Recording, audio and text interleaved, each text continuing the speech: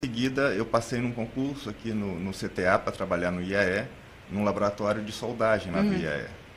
Fiquei um período nesse laboratório. Logo em seguida, eu fiz um curso com especialistas russos do Moscow Institute of Moscow Aviation Institute. Foi um curso de 2 anos de duração. Os professores vinham para cá, para o Brasil, em períodos alternados, diversos professores. Na sequência, a gente passou um período lá na Rússia, fazendo laboratório na escola, né? Foi muito interessante conhecer Moscou logo depois lindo, da né? abertura, né? De que maneira, né? Muito interessante de Moscou, 98, né? Eles estavam começando 98. Abrindo para o Ocidente, né? Foi um período muito interessante. Era Gorbachev? Ou não era ainda? Não era ainda. Não lembro. Eu acho que não era ainda, não. Bom, depois a gente vê isso.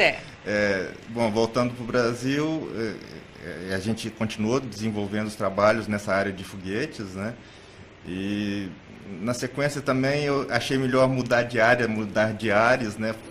E fui para a divisão de materiais lá do Instituto, trabalhando com pesquisas na área de materiais. Foi onde eu achei o tema que foi o meu tema de doutorado, foi revestimento para palhetas de turbina de avião. Bom, então acho bom você começar a explicar, né, Daniel? Porque agora está começando a complicar um pouco. Pois é, como doutorado a gente sempre busca coisas que estão na fronteira, né, coisas que são novidades, né, e na época isso estava começando. Por que disso? É uma maneira de proteger as turbinas dos aviões.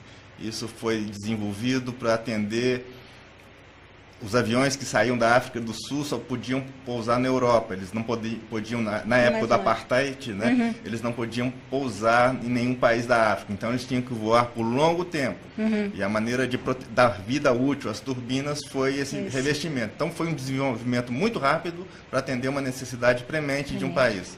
E começou a se aplicar esse revestimento e viram que era muito interessante. Hoje em dia todos os aviões usam turbinas com palhetas revestidas com esse revestimento que eu estudei lá na época, né? Isso eu defendi o doutorado em 2005, tem algumas publicações internacionais. Disso gerou uma parceria com um pesquisador americano também, foi muito interessante. Mas e eu quero saber o seguinte, deixa eu perguntar, Bortolucci, posso passar o filminho? Então, e essa pastilha, esse material está nesse filminho que a gente vai... Não. Esse é anterior. A gente já vai chegar lá então. Por favor, Bortolucci.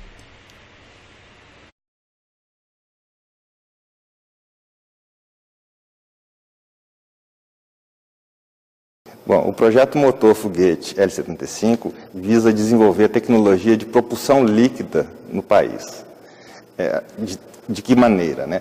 Capacitando equipe técnica de engenheiros técnicos para dominar essa tecnologia de tal forma que possam calcular e projetar seus componentes e o motor inteiro, né? Capacitar indústria nacional para fabricar esses diversos componentes projetados e, depois dessa fabricação, ensaiar esses componentes nas instalações projetadas e construídas no Brasil. No final desse ciclo, o país estaria capacitado a desenvolver a tecnologia de propulsão líquida no país. Tecnologia importantíssima para ter acesso efetivo ao espaço, através de lançamento de satélites, por exemplo. Imagine que para cima tenham 2 tanques. Cada um desses tanques, o líquido que passa por... A tubulação amarela é de etanol, a tubulação azul é de oxidante. Eles passam por bombas, essas bombas aumentam a pressão desses líquidos, esses líquidos vêm para a parte de cima da câmara do motor, onde são misturados e entram em combustão. Os gases gerados da combustão desses 2 propelentes são expandidos pelo divergente, gerando o empuxo, a força necessária para impulsionar o veículo. A maneira mais eficiente para se colocar uma carga no espaço é através de propulsão líquida. Quase todos os países no mundo utilizam a propulsão líquida para se ter acesso de fato ao espaço. Esse é o principal motivo para desenvolver essa tecnologia no país. Seria equivalente a uma turbina de um avião. Você desenvolve o avião, mas precisa de uma turbina para impulsionar esse avião. Você desenvolve um foguete, mas você precisa do motor para impulsionar esse veículo. Hoje nós estamos na fase de teste de vários modelos que compõem esse motor. A próxima fase seria melhorar o projeto desses componentes, dependendo dos resultados que nós obtivemos, para fazer ajustes no projeto, fabricar de novo e testar novamente. E, finalmente, integrar todos esses componentes no motor completo e ensaiar o motor completo.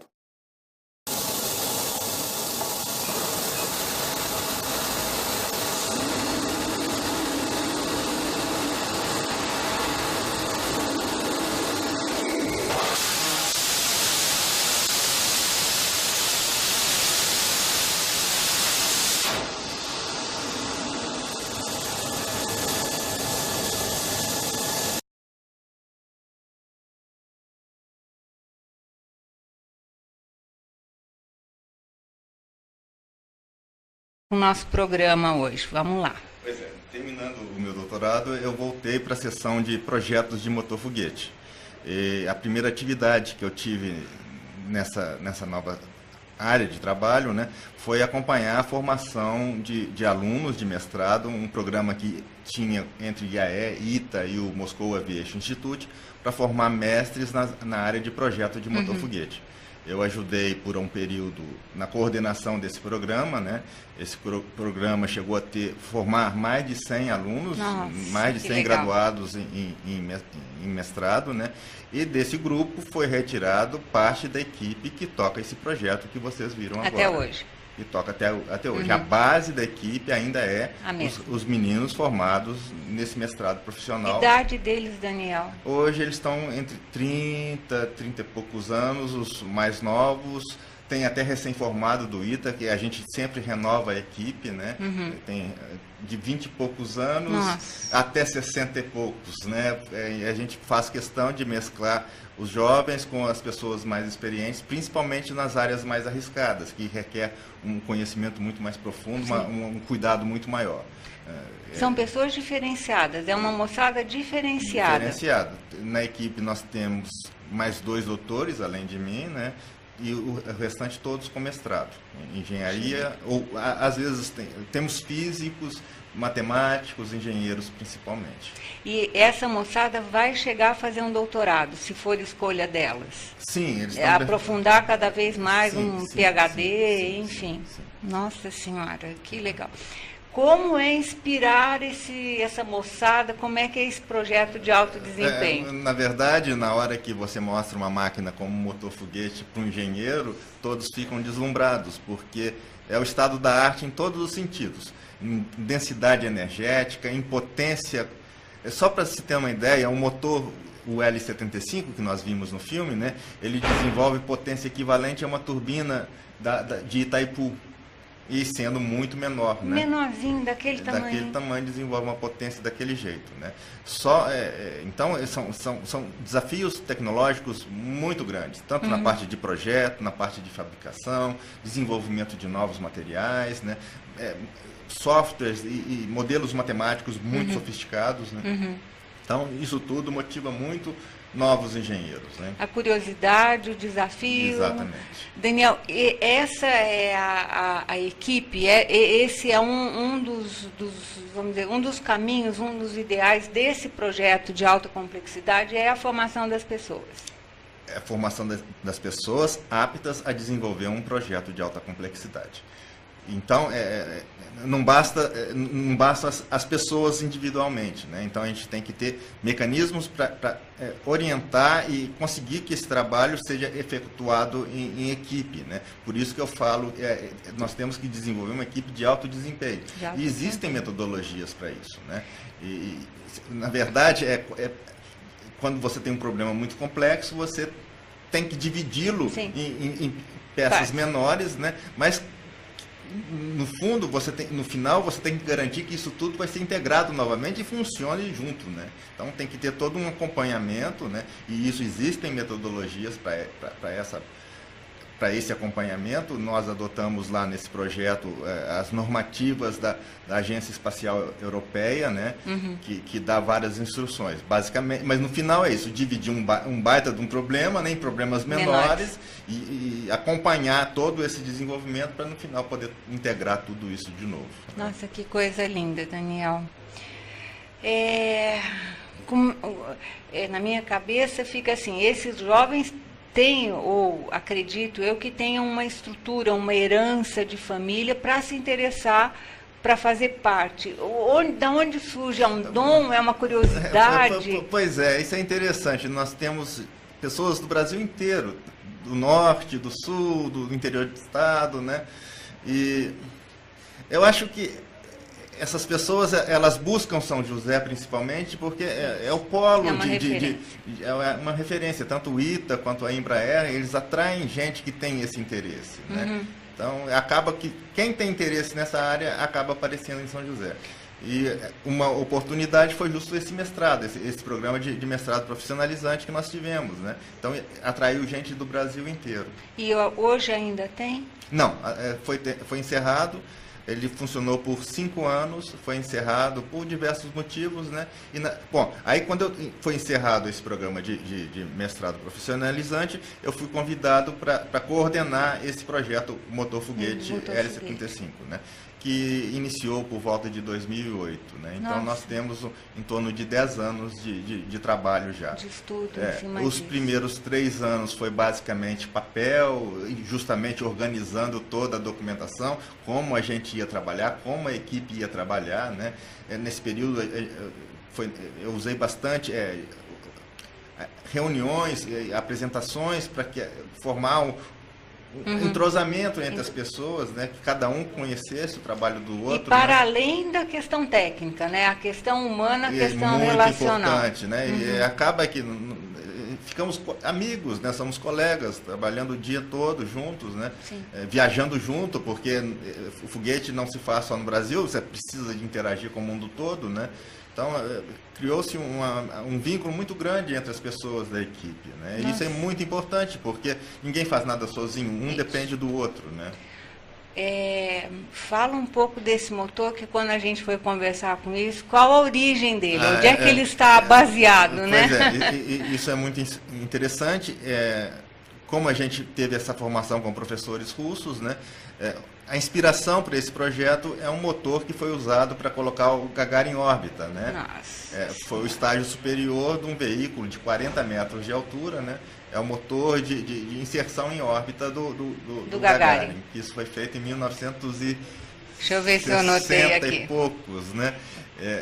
Parece que é uma coisa muito antiquada, do meio do século passado, mas não, naquela época havia uma competição muito grande entre os Estados Unidos e Rússia, né? E cada qual tentava desenvolver as coisas mais sofisticadas. Os motores de foguete desenvolvidos naquela época são atuais até hoje, né? A SpaceX usa um motor que funciona exatamente igual a esse que foi usado no lançamento do Gagarin. Primeiro, o Gagarin foi um cosmonauta, primeiro homem a viajar pelo espaço. O lugar que ele viajou, né, chama Vostok, isso? Vostok, exatamente. 4,4 metros de comprimento por 2,4 de diâmetro. E pesava 4.725 quilos. Isso estava na ponta de um foguete de 40 metros de altura. Que coisa. E o Gagarin foi escolhido por ser muito pequeno. A gravidade é uma força muito difícil de ser vencida, né? Então, é necessário uma energia muito grande para colocar qualquer massa lá em cima. Então, quanto menor a massa, você pode diminuir um pouquinho a potência do seu foguete, né? Então, ele era pequenininho. Pequenininho, justo por isso. Isso foi em abril de 1961. Exato. E parece, se eu estiver errada, você me corrija, parece que tem uma inovação no propelente, é isso? É o propelente, é isso? É assim que fala? Exatamente. Propelente ou combustível de foguete, né? Na verdade, o foguete tem que carregar tanto o oxidante, o oxigênio, quanto o combustível, né? Os dois são embarcados no foguete. Existem várias combinações de oxidante e combustível, né? Por diversas razões, nós escolhemos o combustível, o etanol. O álcool Conhecido nosso, né? Primeiro porque é amplamente disponível no Brasil, né? O Brasil é um dos maiores produtores de etanol no mundo, né? Então é muito fácil conseguir o álcool na pureza que a gente precisa para os nossos experimentos. A toxicidade do etanol é muito baixa comparada com outros propelentes que existem aí. Então ele é ambientalmente amigável. Ele tem características assim para o desempenho do foguete em si, ele é um pouquinho pior que outros. O par mais convencional, existe uma pequena perda, mas ele é compensado com diversas outras vantagens. Mas principalmente o etanol, o principal é que ele é ambientalmente amigável. E segundo, está disponível para a gente. Facilmente disponível para a gente. Então, né? Nisso tudo reduz os custos de desenvolvimento do projeto, né? Até agora, quanto custou esse projeto? Bom, se você puder falar, né? Por favor, não quero... Tudo no espaço é muito caro, né? É muito difícil, requer tecnologias e instalações muito complexas, né? Então foi investido uma soma significativa, né? Não se esqueça que teve uma equipe muito grande envolvida, a gente envolveu empresas para fabricar componentes, né? Então não é qualquer coisa. Isso é inovador, né? E é inovador. No país nunca foi feito nada disso, né? Os investimentos vieram através da Agência Espacial Brasileira, que tem dado uma contribuição muito grande para o desenvolvimento desse projeto, né? Daniel, eu não sei, esse motor vai levar o que para o espaço? Na verdade, esse motor, não sei se é isso. Na verdade, esse motor é uma parte de um foguete maior, né? O interesse principal é desenvolver essa tecnologia que é inédita no país. O motor foguete L-75 sozinho não faz nada. Né? Ele é simplesmente uma plataforma para desenvolvimento dessa tecnologia. Mas ele pode ser parte de um veículo maior, que está em estudo no Instituto. E que pode levar um satélite? Um satélite de observação da Terra, um microsatélite, né? Ele tem várias possibilidades. Ele pode ser aplicado, por exemplo, em um foguete menor para pesquisas de microgravidade. Então, eu conversando com um especialista alemão, ele falou uma coisa muito interessante, né? E eu sempre penso nisso. Daniel, em todos os programas, primeiro surgiu o motor, depois o veículo. Não deveria ser assim, mas é o que acontece na realidade. Então, se você for ver todos os programas assim na área de desenvolvimento de foguetes, vai ver que a primeira coisa a ser desenvolvida é o motor, que é a parte que demora mais tempo, a parte mais complexa.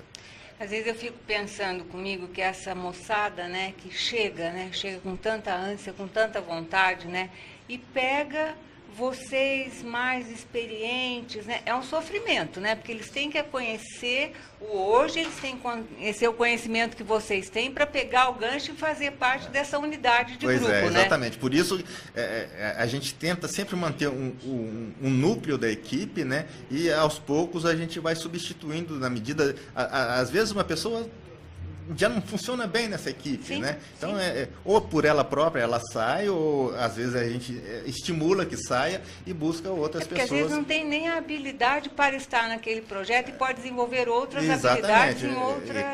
Claro. A pessoa tem que achar o seu lugar. O seu caminho, né? Seu Nossa caminho. Senhora.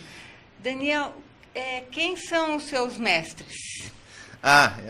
Bom, isso eu acho que aqui, como a gente tem a intenção de estar levando um pouco dessa educação, de estimular a curiosidade, eu acho muito importante a gente ter uma referência. Quem te referendou, né? Pois como eu disse, né, eu comecei a mexer com foguete no Moscow Aviation Institute, né? E nesse instituto tinha, entre vários professores, um que eu tive mais afinidade, chamado Kosek Saev, vivo ainda, mora numa dacha, numa como é que eu falo, numa pequena chácara, né, nos arredores de Moscou. Já visitei lá em Moscou, ele já veio para o Brasil várias vezes, né? Já foi um consultor do projeto por um bom tempo, né?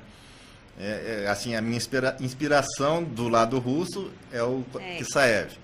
Só de curiosidade, né, uma história, não sei se é verdadeira, que ele me contou, é que na época de escolher um dos astronautas, ele estava na lista, cosmonauta na Rússia. Cosmonauta. Ele só não foi escolhido porque na época ele era míope e não tinha essa limitação. Então ele está tão inserido no programa espacial soviético na época, né, que ele foi pensado, né, para isso. Inclusive, nesse Moscow Aviation Institute, vários cosmonautas foram formados nesse instituto. Então, tem uma das salas lá tem o retrato de vários deles. Né? Deve ser invejado, muito interessante. Lindo. Muito, muito, muito. E eles têm disponibilidade de recursos? Porque eu fico muito... Ou é limitado, depende... Pois isso foi um problema muito sério quando... Da queda da União Soviética, né? Esse programa espacial foi, como requer muitos recursos, né? Foi preterido, né? Então, quando a gente esteve lá no MAI pela primeira vez, estava tudo muito decadente, muito difícil para todos eles, né? Um professor na época ganhava o equivalente a $300. Né? Então, eles passaram um momento de crise muito grande. Depois disso, acabou que as escolas na área de foguete, na área dessa tecnologia espacial, migraram de Moscou para outras regiões da Rússia. Né? Então, hoje em dia, o MAI está mais voltado para cursos de administração, cursos voltados para economia, essa parte apesar de ainda ter, né, essa parte de foguete, de motores foguete, de motores de avião, isso foi um pouco deixado em segundo plano. Mas ainda existe. Ainda existe. Tem vários professores, eu estive lá mais recente, eles continuam fazendo pesquisas. Né? Outra coisa muito interessante, eles têm um museu, na verdade é um grande salão com componentes de foguete, componentes de motores, onde os alunos têm a possibilidade de conhecer essas máquinas muito sofisticadas. E até sofisticar não só por hoje, mas o que fizeram anteriormente, que também era sofisticado para a época, né? E continua importante, e assim, a tecnologia desenvolvida naquela época, ela continua sendo atual até hoje. Isso. Porque na época investiram muito recurso nisso, né? Isso não foi suplantado ainda. Não foi. O que o Elon Musk faz na SpaceX é muito parecido com o que foi feito naquela época. Que é o cara da Tesla. Da Tesla, exatamente. Que mandou agora esses dias um carro. É uma coisa meio midiática, mas tudo bem. A gente respeita porque não é qualquer pessoa. Ele não está fazendo nada diferente do que foi feito na década de 60. Puxa vida.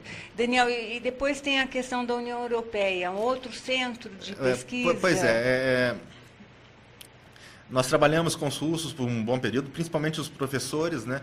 E depois teve uma oportunidade da gente fazer uma parceria com o pessoal do DLR, é o equivalente à NASA alemã. Tá. Eles perderam a capacidade de desenvolver alguns componentes dessa tecnologia, né? E queriam resgatar isso, dando oportunidade para jovens também. E viram que nós estávamos indo nesse caminho e acharam interessante trabalhar junto, né? Então, desde 2013, 2014, a gente está trabalhando junto com especialistas alemães nessa área. E dentre esses, o sênior, né, que também trabalha como consultor para a gente, é o Gunther Langel, é um grande especialista na área de foguetes, de motor foguete, né? E ele tem dado uma contribuição muito grande. Então, é outra pessoa que me inspira também, né? Ele trabalhou em diversos programas dos Estados Unidos, na Agência Espacial Europeia, lá na Alemanha, né? Então, tem contribuído muito, tanto para mim pessoalmente, Sim. dando dicas de como gerir uma equipe dessa natureza, e mais ainda para os especialistas na área, que ficam deslumbrados em poder trocar ideias com pessoas com conhecimento tão vasto. Né? Isso é um dos fatores motivantes da equipe. Né? Daniel, daqui a pouco nós vamos fazer um intervalinho, só quero te perguntar uma coisa. Na minha cabeça, quanto maior o conhecimento, mais humilde as pessoas são. Na minha cabeça. Claro, tem os egos estrelados, né? Enfim. mas fica uma coisa assim, na hora em que o russo, um alemão e um brasileiro sentam para conversar, isso dilui, porque é maior a curiosidade para o conhecimento. Na verdade, é uma coisa um pouco delicada, porque os interesses dessas nações não são convergentes em tudo, né? Claro. Então, na verdade, não há essa mescla entre todos esses países. Normalmente são bilaterais, né? Então, no período que era com os russos, eram com os russos. Atualmente são com os alemães, né? E aí me parece que fica um pouco da relação pessoal, né? Claro. O afeto que um e o outro têm. Você claro. Pelo senhor russo, pelo alemão. Exatamente. Gente, vamos chamar o intervalinho. Até já estamos voltando. Rádio e TV Imprensa, 100% digital. Tantos planos e sonhos parecem distantes, mas se você acreditar, podem se tornar reais. O que falta é crédito neles. É dizer eu acredito e buscar apoio. Que tal no Sicredi? As taxas são justas, as parcelas cabem no bolso e a contratação rapidinho. Se a gente não acreditar, nossos planos nunca irão acontecer. O Sicredi pode ajudar. Vai lá, abra sua conta. Crédito Sicredi. A gente acredita em você. Leite. Leite é pasteurizado resfriado e pasteurizado é Cooper. E leite pasteurizado é mais rico em nutrientes e mantém os lactobacilos vivos, porque seu processo eleva a temperatura do leite a 75 graus por 20 segundos, matando somente os micro-organismos maléficos à saúde e mantendo todos os benefícios. Enquanto os leites que ficam fora da geladeira são esterilizados e mantêm todos os lactobacilos e diminui os demais nutrientes e vitaminas. Prefira sempre o que está na geladeira. E não esqueça, pasteurizado é Cooper. Leite Produtos Cooper. 80 anos de tradição. O Laboratório Oswaldo Cruz está em São José dos Campos há mais de 40 anos, oferecendo qualidade e confiança para os seus exames. Nossa história se entrelaça a dos joseenses e atravessa gerações. Tem confiança, qualidade, tradição e muitas histórias. Nosso maior orgulho é fazer parte da sua. Para mais informações, acesse oswaldocruz.com ou ligue 3946-3711. Laboratório Oswaldo Cruz faz parte da sua história. Associação dos Servidores Municipais, um clube completo para toda a família. Convênio médico, academia, clube de campo, pousada no litoral, além de atividades que integram como escolinha de futsal, torneio de pesca, excursões, caminhadas e eventos tradicionais como o Arraiá, Natal Solidário e o baile de aniversário da ACEM. Se você é servidor público municipal ou de autarquias na administração pública, seja um associado. Informe-se em nossa sede social ou ligue 3922-7424. ACEM, Associação dos Servidores Municipais. No Prato Quente Restaurante, você tem atendimento self-service com grande variedade em misturas, saladas, acompanhamentos e todas as quartas e sábados a deliciosa e tradicional feijoada. Convênios com diversas empresas. Utilize nosso serviço de Disque Marmitex. Ligue 12 4141 0400 ou pelo nosso WhatsApp 99797 4957. Aceitamos seu cartão Mastercard, Elo, Visa, Vale Refeição e Vale Alimentação. Prato Quente Restaurante, Rua Siqueira Campos, 507, Centro, São José dos Campos, São Paulo. Aberto de segunda a sábado, das 11 às 15 horas. A Associação Esportiva São José está abrindo inscrições para os novos cursos nas escolinhas de natação, basquete e futsal. Venha fazer parte de uma equipe campeã. Seja um atleta da Vermelhinha. Inscrições no Ginásio de Esportes, Travessa César Leite 435 do Centro. Telefones 3943-4420 ou 3921-8669. Temos também hidroginástica, natação e ginástica para adultos. Fique sócio. Títulos à venda no Clube de Campo Santa Rita. Associação Associação Esportiva São José. Respeito à tradição, com olhos no futuro. Agora você pode receber o seu medicamento manipulado na sua casa com o Disque Fitofarma. Manipulação de fórmulas magistrais, cosméticos, medicamentos, hormônios, antibióticos, fitoterápicos, tudo com farmacêuticos especializados para garantir a qualidade do seu produto. E a novidade, agora pelo WhatsApp 99719-7899. Fotografe sua fórmula e solicite orçamento. Fitofarma, farmácia de manipulação. Em São José dos Campos, na Vila Ema. A arte e cultura japonesa são destaques no seu final de semana. O tradicional e o moderno se fundem através da música. Japan Pop Music. Japan Pop Music. Todo domingo às 9 da manhã na Rádio e TV Imprensa. A apresentação de Roberto Kiko. Estamos apresentando No Divã, com Diva Pimentel. Bom, estamos de volta, vamos continuar com essa conversa aqui. Eu quero perguntar, Daniel, é você que faz a ponte neste projeto com os outros institutos internacionais? A coordenação entre a equipe brasileira e a equipe alemã para esse projeto é feita por mim. Normalmente nós fazemos 2 reuniões anuais, uma no começo do ano aqui no Brasil, que vem os especialistas para cá, durante uma semana a gente troca as demandas de cada lado, os resultados de cada lado e passa as tarefas que cada um deverá executar no próximo período. No final de cada ano também nós vamos para a Alemanha com uma equipe também, em torno de 8 pesquisadores, às vezes um pouco menos, um pouco mais, para levar os resultados e analisar os resultados obtidos por eles também. E, novamente, tarefas são distribuídas para as 2 equipes. Né? Tem uma meta, né? É aqui para chegar aqui, né? Exatamente. É muito interessante essa maneira de trabalhar, né? Todas as decisões tomadas durante essa semana de trabalho são registradas numa ata, né? E os itens de ação para cada lado são estipulados numa coluna própria para isso, né? E com a data de entrega de cada atividade. Eles não brindam em serviço, não, né? Não tem, nem nós. Vamos adiar a data, né? Normalmente e aí nós que cobramos deles. E é vocês que cobram, que maravilha, né? Uma mudança de cultura também, né? Vamos adiar. Não, eu acho isso muito interessante. Na verdade, acaba tendo uma certa competição entre os lados, né? É interessante essa campanha que nós fizemos na Alemanha, né? Eu não falei disso, mas foi em 2016, nós fizemos testes da nossa concepção do cabeçote desse motor, um componente, o mais importante desse motor. Nós fizemos o projeto disso, fabricamos aqui no Brasil e mandamos para ser testado lá. Simultaneamente, eles desenvolveram o mesmo cabeçote com a tecnologia deles, com o conhecimento deles, para ser testado na mesma instalação que existe na Alemanha, nós no Brasil não temos, né?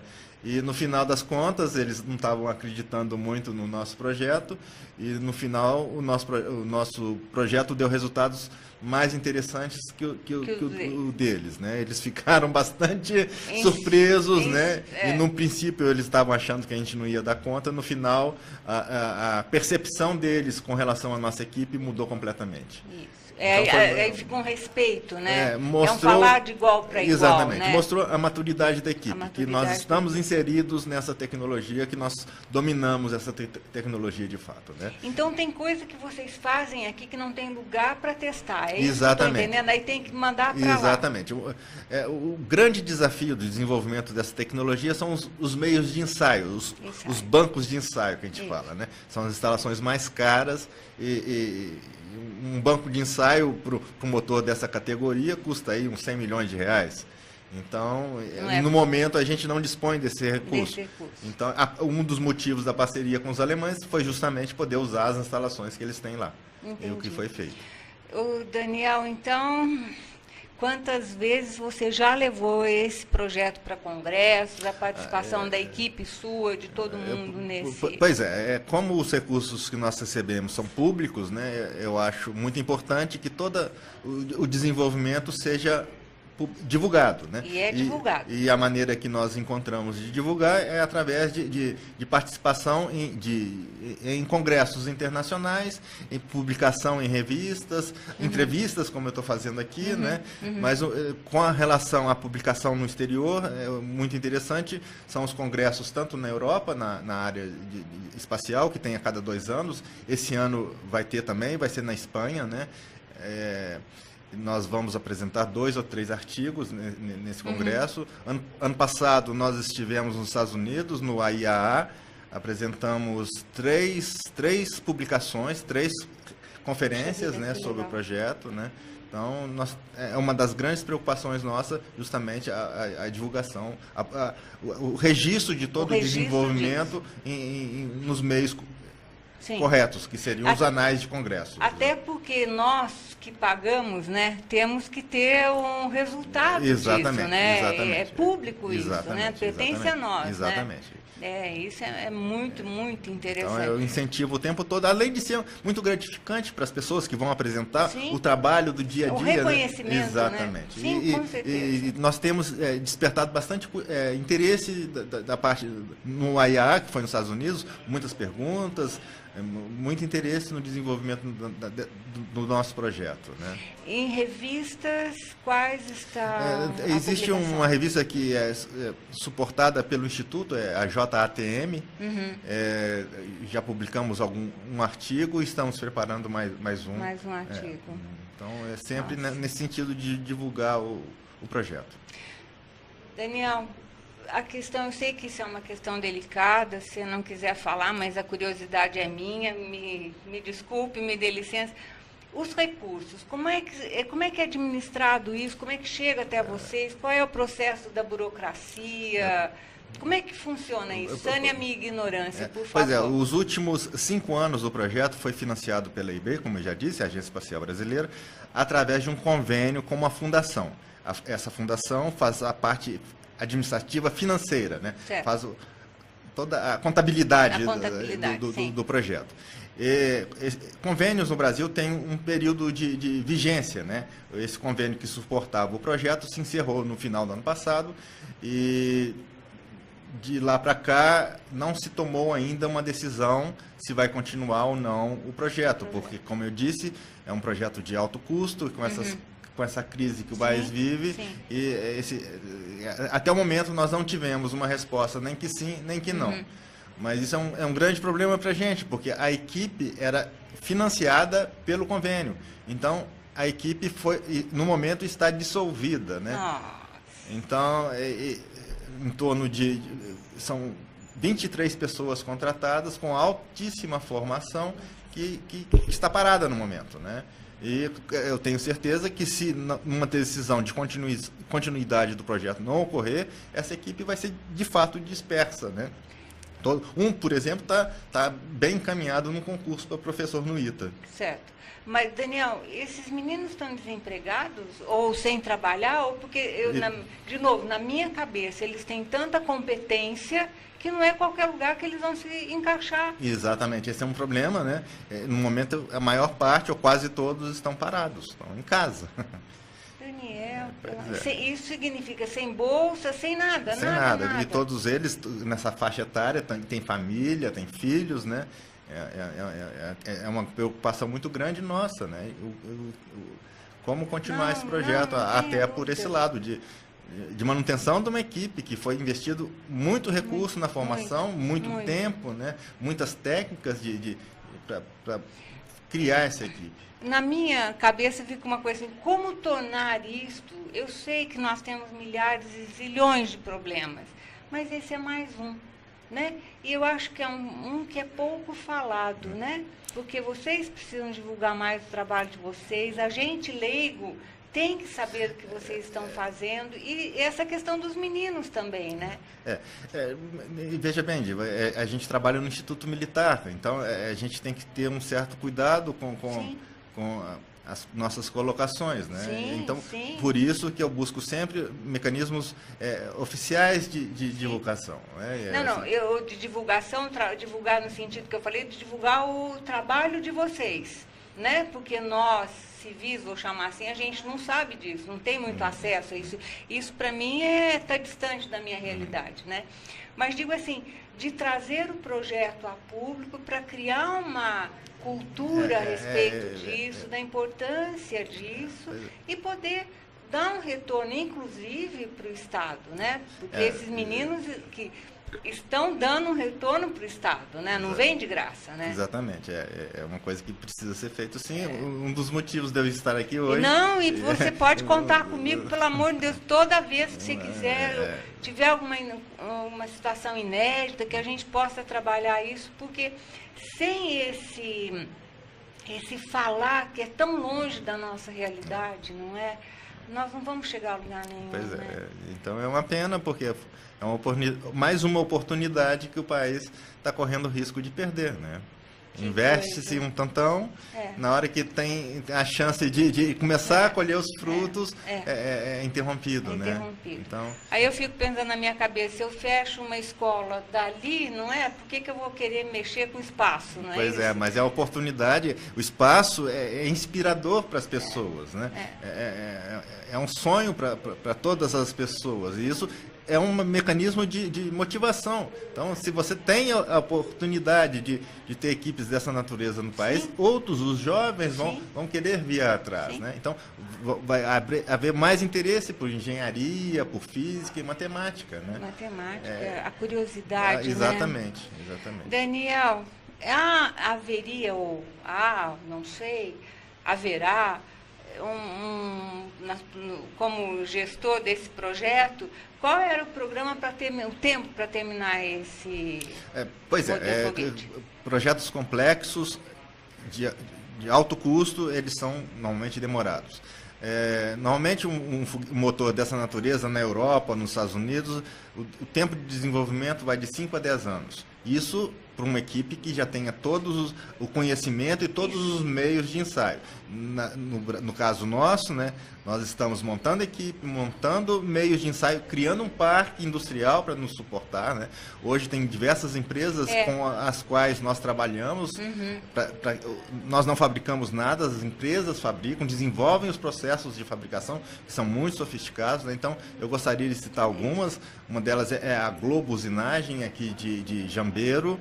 Tem a TGM, que é de Sertãozinho, e uma outra RJC em Lorena. São os três principais parceiros, cada uma dessas em determinados componentes do motor foguete. E todas de tecnologia, alta tecnologia. Todas elas, por exemplo, a Globo é uma das principais empresas de usinagem de componentes da Embraer.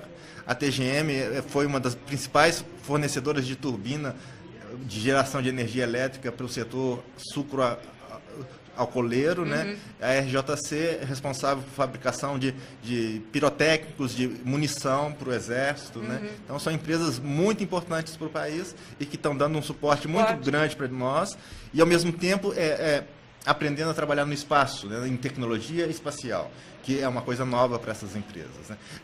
Tecnologia espacial é diferente de tecnologia aeronáutica. Os critérios são diferentes, as demandas são diferentes. Até porque o ambiente é outro, né? Exatamente. O ambiente é outro, né? As exigências são muito maiores para espaço. Com certeza, com certeza. Daniel, vamos lá, você quer deixar algum contato? Olha, eu adorei conversar com você, eu quero que você venha outras vezes, porque é uma coisa que eu tenho curiosidade, né? Enfim, de saber e conhecer mais.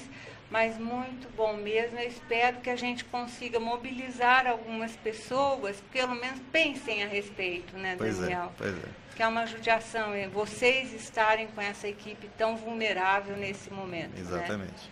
Bom, eu gostaria, assim, eu acho que não ficou claro, eu sou funcionário do Instituto de Aeronáutica e Espaço, IAE, né, aqui em São José dos Campos.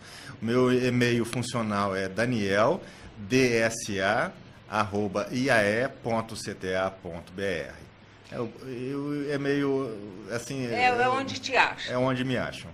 Se a gente souber de alguém que queira entrar nesse projeto, pode entrar em contato com ele. Aí, pelo menos você vai orientar. Olha, não tenho trabalho, mas tenho boa vontade de Exatamente. orientar. E momentos de crise podem ser momentos de oportunidades também. Sim. É um momento de estudar, de buscar alternativas, formação no exterior, intercâmbios.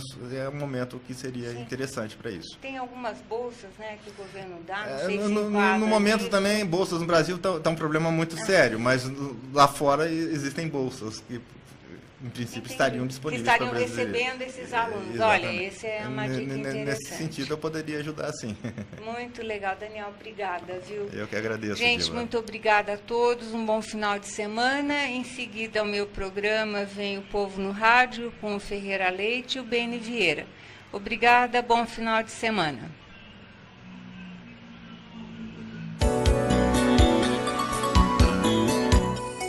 Acabamos de apresentar No Divã.